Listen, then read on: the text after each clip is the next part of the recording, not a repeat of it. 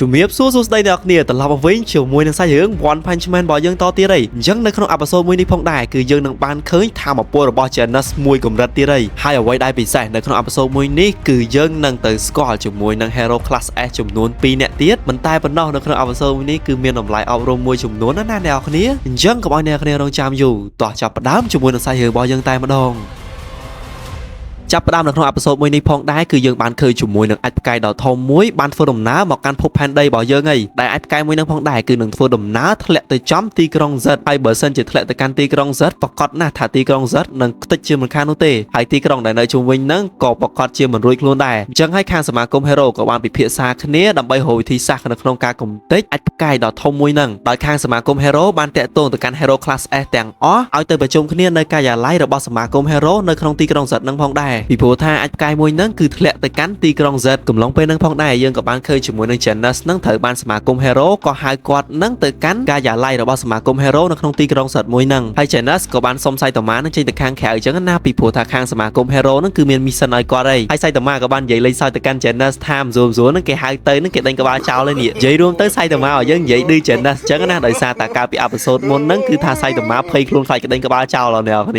ាបន្ទាប់ពីនឹងមកនៅពេលដែល Janus បានទៅដល់ការិយាល័យរបស់សមាគម Hero នៅក្នុងទីក្រុង Z នឹងហើយគឺ Janus មិនបានឃើញ Hero Class S ណាម្នាក់នៅទីនឹងនោះទេក៏ប៉ុន្តែ Janus បានជួបជាមួយនឹងតាចាស់ម្នាក់ដែលតាចាស់ម្នាក់នឹងគឺមិនមែនជាមនុស្សធម្មតាណាអ្នកគ្នាដែលគាត់គឺជា Hero Class S ម្នាក់ហើយឈ្មោះពិតរបស់គាត់គឺមានឈ្មោះថា Bang ចំណែកឯ nickname របស់គាត់វិញគឺមានឈ្មោះថា Silver Fang ដែលគាត់គឺជា Hero Class S ម្នាក់ ranking របស់គាត់គឺលេខ3អញ្ចឹងមានន័យថាគាត់គឺជា top 3ហើយអ្នកគ្នាហើយបើសិនជាយើងនិយាយពីថាមពលរបស់គាត់គឺច្បាស់ជាមិនធម្មតានោះទេអ្នកគ្នាពីព្រោះថាគាត់គឺជា top 3ណាដែលគាត់គឺជាគ្រូបង្ហាត់ក្បាច់គុណមួយរូបនៅក្នុងទីក្រុង Z នឹងផងដែរហើយកំឡុងពេលហ្នឹង Janus ក៏បានសួរទៅកាន់ Bang ថាតើហេតុអីបានជាអត់ឃើញ Hero ផ្សេងទៀតអញ្ចឹងណាហើយ Bang ក៏បានប្រាប់ទៅកាន់ Janus វិញថា Hero Class S ផ្សេងទៀតនឹងប្រហែលជារវល់ហើយណាមួយការិយាល័យផ្សេងដែលនៅជិតទីក្រុង Z មួយហ្នឹងគឺវាឆ្ងាយខ្លាំងមែនតើអញ្ចឹងប្រហែលជាពួកគេនឹងមកអត់ទាន់នោះទេហើយ Bang ក៏បាននិយាយបន្តទៀតថាអ្វីដែលសំខាន់នៅពេលនេះគឺពួកយើងសល់តែរយៈពេល35នាទីទៀតនោះទេពីព្រោះថារយៈពេល35នាទីទៀតអាចផ្កាយយៈដ៏ធំមួយហ្នឹងគឺធ្វើការវាយប្រហារមកកាន់ទីក្រុង Z មួយហ្នឹងហើយពួកគេនៅពេលនេះគឺមានតែ2នាក់នោះទេដែលជា Hero Class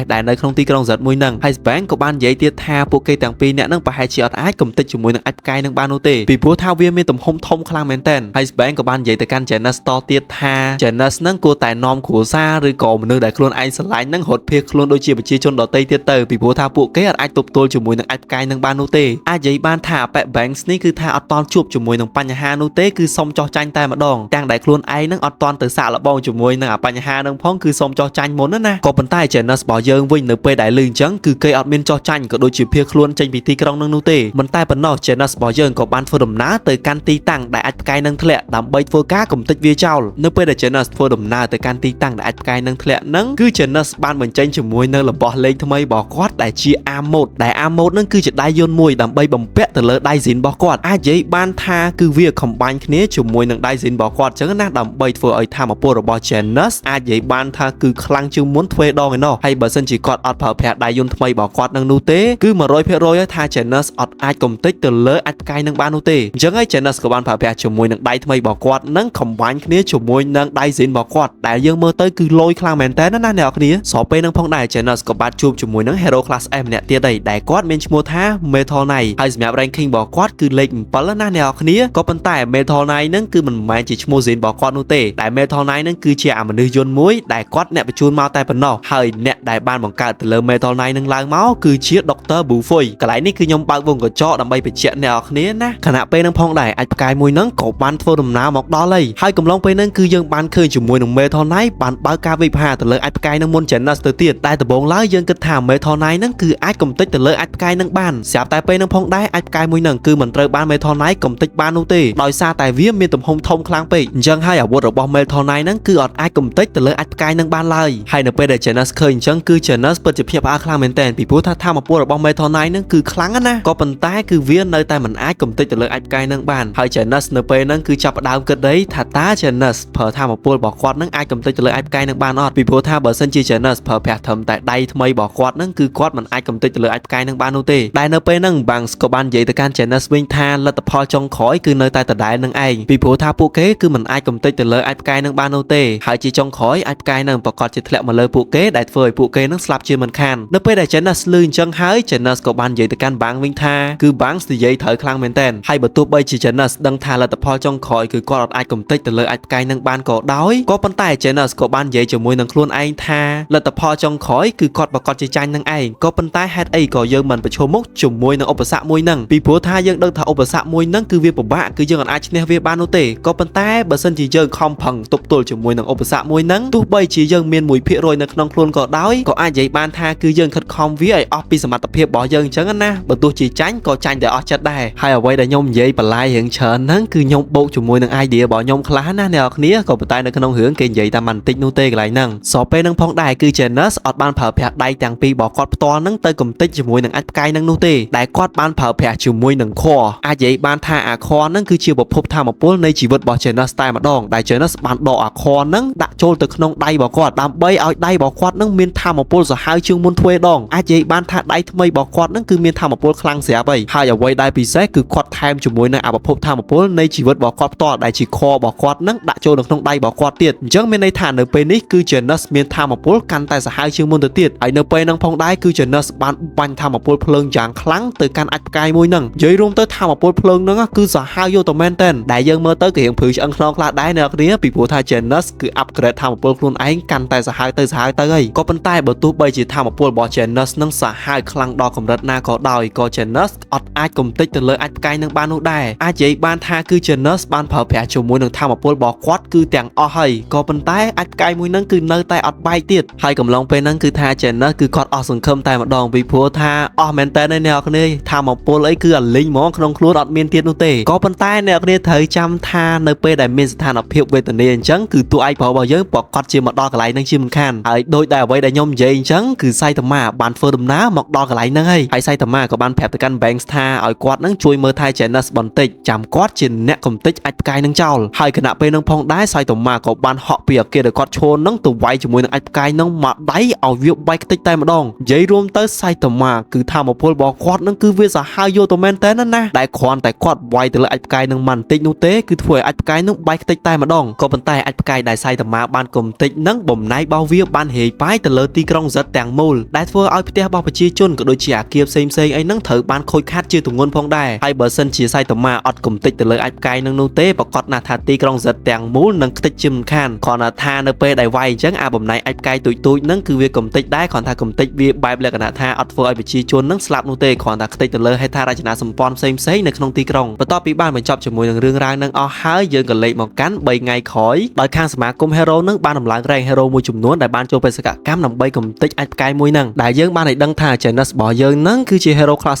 S ranking របស់គាត់គឺ17ឥឡូវគឺគាត់ឡើងមួយលេខឯនៅសល់តែ16នោះទេហើយចំណែកឯ Metal Knight វិញគឺគាត់ឡើងមួយលេខដូចគ្នាដែលគាត់គឺជា Hero Class S ranking មុនដំបូងរបស់គាត់គឺលេខ7ឥឡូវនេះគឺគាត់សល់តែលេខ6នោះទេអញ្ចឹងមានន័យថាគាត់ឡើងមួយលេខណាអ្នកគ្នាហើយកន្លែងនេះខ្ញុំសូមបើកវងកញ្ចក់បន្តិចណាអ្នកគ្នាដោយសារតែខ្ញុំនិយាយឡើងរ៉េងក៏ប៉ុន្តែបែរជាចំនួន ranking ហ្នឹងធ្លាក់ចុះទៅវិញឥឡូវនិយាយស្រួលស្ដាប់ទៅឧទាហរណ៍ថាអញ្ចឹងខែហ្នឹងយើងរៀនបានលេខ10ដល់ពេលខែក្រោយយើងរៀនបានលេខ1អញ្ចឹងទៅអញ្ចឹងមានន័យថាយើងរៀនចុះលេខណាអ្នកគ្នាប៉ុន្តែបើសិនជានិយាយពីសមត្ថភាពគឺសមត្ថភាពរបស់យើងគឺឡើងអញ្ចឹងណាដែលឡើង rank ហ្នឹងគឺមានន័យថា ranking របស់យើងចាប់ផ្ដើមចុះម្ដងម្លេចអញ្ចឹងទៅអូខេអ្នកគ្នាយើងបើកវងកញ្ចក់តែប៉ុណ្្នឹងហើយកុំឲ្យខុសពីសាច់រឿងរបស់យើងច្រើនពេកក៏ប៉ុន្តែអ្វីដែលពិសេសណាអ្នកគ្នាគឺសៃតាម៉ារបស់យើងគឺគាត់បានឡើង rank លឿនខ្លាំងមែនតើដែលដំបូងឡើយសៃតាម៉ាគឺជា Hero Class C rank របស់គាត់342ត្រូវអត់តែថានៅពេលដែលសៃតាម៉ារបស់យើងបានចូលបេសកកម្មដើម្បីកំទេចអាចផ្កាយមួយហ្នឹងគឺសៃតាម៉ារបស់យើងបច្ចុប្បន្ន ranking របស់គាត់គឺលេខ5ណាអ្នកគ្នាអញ្ចឹងមានន័យថាសៃតាម៉ាគឺចុះលេខឡើងច្រើនខ្លាំងមែនតើដែលធ្វើឲ្យសៃតាម៉ាហ្នឹងគឺថាភ្ញាក់ផ្អើលខ្លាំងមែនតើពីព្រោះថា ranking របស់គាត់ឡើង300ជាងស្រាប់តែឥឡូវនេះគឺ ranking របស់គាត់បែរជាលេខ5ឯណាដែលធ្វើឲ្យសៃតាម៉ាហ្នឹងរៀងភ្ញាក់ផ្អើលក៏ដូចជាសប្បាយចិត្តផងដែរកំឡុងពេលហ្នឹងផងដែរគឺសៃតាម៉ាគឺមានចងល់រឿងមួយដែលសៃតាម៉ាក៏បានសួរទៅកាន់ Janus ថាតើហេតុអីបានជានៅពេលដែលមានគ្រោះថ្នាក់ផ្សេងៗហ្នឹងខាងសមាគម Hero គឺបានកំណត់ level ទៅលើគ្រោះថ្នាក់ផ្សេងៗហ្នឹងនិយាយរួមទៅកន្លែងនេះរៀងឈឺក្បាលបន្តិចណាអ្នកគ្នាក៏ប៉ុន្តែខ្ញុំនឹងបញ្យល់ឲ្យអ្នកគ្នាស្រួលយល់ខ្លាំងមែនតើឧទាហរណ៍ថាគ្រោះថ្នាក់ហ្នឹងវាមាន level 1ដល់ level 3ដែល level 3ហ្នឹងគ្រោះថ្នាក់តិចជាងគេអញ្ចឹងទៅដែល level 1គ្រោះថ្នាក់ខ្លាំងជាងគេអញ្ចឹងណាអញ្ចឹងហើយនៅពេលដែលកើតមានគ្រោះថ្នាក់ផ្សេងៗដូចជាអាចផ្កាយធ្លាក់មកហ្នឹងខាងសមាគម Hero ក៏គេកំណត់ level ដែរថា level នៃការគ្រោះថ្នាក់មួយហ្នឹងវាស្ថិតក្នុង level មួយណាហើយ Janus ក៏បានប្រាប់ទៅកាន់សៃតាម៉ាថាសមាគម Hero ហ្នឹងគឺចែកចេញជា4 level នៃកម្រិតគ្រោះថ្នាក់ផ្សេងៗដែល level មុនដំបូងគេនេះគឺមានឈ្មោះថា Tiger ដែល level Tiger ហ្នឹងផងដែរវាគ្រាន់តែគម្រាមកំហែ hãng từ lời dụ chủ vớt ở bao bạch chi chôn tai bản nọ hay level tí pi miền mua tha demon đại demon nâng cứ việc cầm rừng cầm hãng từ đó tí krong tàng mù rư có ai bầm phanh tí krong tàng mù phong đài hay dùm map level tí bay bính miền mua tha dragon đại level nâng phong đài cứ việc cầm rừng cầm hãng cái nơi nông ca bầm phanh tí krong chi chơn hay bờ sân chỉ dân cần lấy mà mơ level trong khỏi anh em vĩnh cứ miền mua tha god đại level god nâng phong đài cứ việc cầm rừng cầm hãng đọt ca phật pui được bao mà nu dân bên đây tha level trong khỏi này cứ chỉ level mũi đại xã hai trên cây ấy vì phố ấy level mũi nâng á to tả miền hai ca na mũi đại miền bảy sai khlang rồi còn level ấy mũi đại ai phơi ấy mà nu chết là lời bị phụp lô bảo one punch man tàng mốt đại pui cứ bàn ai chiên từ đó level god mũi nâng nơi bây đại pô cây tầng pi nè bàn bị phiệt sạc nên môi sần tu hái say tầm má của bàn hiệp trong khuôn tranh từ khẻ chấn na đầm bay tầm mơ tha ti krong tàng mô nâng mệt hơi cùng long pe nâng phong đai cứ chèn nơ bàn xông say tầm má tới chùm mũi đại còn bình tái say tầm má thà ở chèn nơ nâng tơ nu tê vì phố tha say tầm má khai chèn nơ đám credit bỏ qua đại ách cái mũi nâng cứ qua chèn nè cùng tịnh chấn na chấn ấy bờ sân chi chèn nơ start tới khẻ chùm mũi nâng cót và cót na thà bị chi trốn cứ thà chèn nơ chèn nè cùng tịnh dây vì phố ấy vì mình đại hero class C na tới cùng tịnh ách cái mũi bờ na này ban nu tê miền tại hero class S đôi chi chèn nơ phần nó đại ách cùng tịnh việc bàn hai mùa hết ní hai đại say tầm má mình ao chèn nơ tới chùm mũi nâng khuôn cót lại hai np đại say tầm má tranh từ đó khang khẻ nâng cứ tha say tầm má ban khơi ti krong tàng mô nâng lằng tịnh đôi chi trai chơi nè cái này phố ấy bầm này ách cái đại cót ban vay nâng cứ tha lẹo mau lằng pin ti krong giật đây đại thua ấy phải bảo bị chi chôn cả đôi trẻ kia xem xây nâng khôi khát chi tùng nguồn phong đài hai np đại say tầm má đào mơ được không ti krong sọc nâng cầu xẹp tầm miền hero class AP nè nhóm bộ cót chỉ chưa than được cái này chạm ở pẹ nâng ngày đại pẹ ai bồ lương ó đào pẹ nâng cứ miền chua thà thanh top tiger hai ở lấy nâng cứ cây mau cái này pi nè chỉ mùi nâng bong ôn bỏ kê hai ở pi nè nâng cứ mau miền cô lùm non on nô tên nè cái này đại ở pi nè nâng cứ việc khăng từ lơ say tầm má khang miền tên đại viết vậy từ can say tầm má tha say tầm má nâng lên khôi được còn lên chít ấy chẳng na vì phố tha ranking bỏ say tầm má nâng cứ tha lăng lưa chia lùm đập tay một đòn vì mình đây là na ranking lăng bay hồi sai speed xẹp tầm má play tay bên nọ cứ say tầm má ranking bỏ quát lên phèm từ vinh chẳng ấy phố cây tầng pi nè nâng cứ ọt chưa nô tê thà say tầm má lăng lươn bài nâng to tại say tầm má nâng lên khôi được còn lên chít ấy chẳng na đại phố ảo pi nè nâng cứ việc khăng từ lơ say tầm má khang miền tên mình tay bên nọ ảo pi nè nâng cậu ban chạ rục ở bị chia chôn được không ti krong giật nâng ọp từ can say tầm má vì phố tha say tầm má nâng ai cứ chỉ nè cầm tích ai cài hay bầm này nè ai cái ban cùng tích từ lơ theo bảo phụ kê chẳng hay ai hero pi nè nâng cậu ban tụm lẹ cầm ho nâng từ can say tầm má vì phố tha say tầm má nâng ai ban phơi ti krong tàng mốt khai từ chia ti krong đôi ết trai hay bị chia chôn nơi chung vinh nâng cậu ban chôn một nồi cúng bỏ pi nè nâng phong đài hay phụ kê cậu ban sấy từ can say tầm má tha ở say tầm má nó chụp phơi chỉ hero tiết tử vì phố tha np đã say tầm má phơi chỉ hero nó cứ phơi ti krong bỏ phụ kê nâng tích ti on chẳng na có bật tai phụ kê ban cân tê bờ sân chỉ say tầm má ọt cùng tích từ lời ạch cài môi nâng á lo hai xong bay ta chỉ vượt bỏ phụ kê nâng còn mình so đài bờ sân chỉ ạch cài nâng thẹn mau mền tên nổ có bật tai bị chi chôn nâng không ti krong giật nâng ọt cân chẳng nô tê nè nè phụ kê cất ta pi te cất ta pi lan cất ta pi thọp sập bạt bỏ phụ kê tai bờ nọ nơi cầm long pe nâng phong đài cứ dương man khơi banks nơi ti tăng nâng phong đài hai np đại co khơi bị chi chôn nâng không ti krong giật nâng ọt đăng côn từ lời say tầm má chẳng cứ banks hô chặt khlang mền tên hai na muối cứ cọt ở nơi từ can say tầm má na đời xa tại say tầm má không chui bị chi chôn nâng không ti krong nâng hái có bật tai bị chi chôn tầng on nâng cứ mình o côn cọt tê thèm từ oi cọt nâng chụp phơi chỉ hero tiền nơi khả năng pe nâng cứ dương man khơi thà chèn nớt ba một đo ti cái lại nâng đôi kia ok nè cái này nhom xong bao vùng cái chọn tí chứ na chẳng đồng lại ốc rung cái lại mấy nha nè cái này bờ sân chỉ kê xong chùm nuôi pi dớn chạm dơn từ chui ai vậy ban tha np đại sóc dơn từ chui kê chẳng na pe khác cứ dơn ai thở pe khác cứ dơn ai khọ cứ đôi say tầm ma chẳng nè cái này đại chi chôn từ on nâng ở ban xong chùm nuôi từ lơ say tầm ma nô tê hai np đại say tầm ma chui hơi nữa á cứ say tầm ma hay chia một nơi mình nét đại kho tiệt hay ấy ban chỉ nhom gì chẳng cứ đợi xa tại nhóm miền bắc bị sao to nâng anh pe khác np đại hưởng nâng dơn khơi cứ dơn từ chui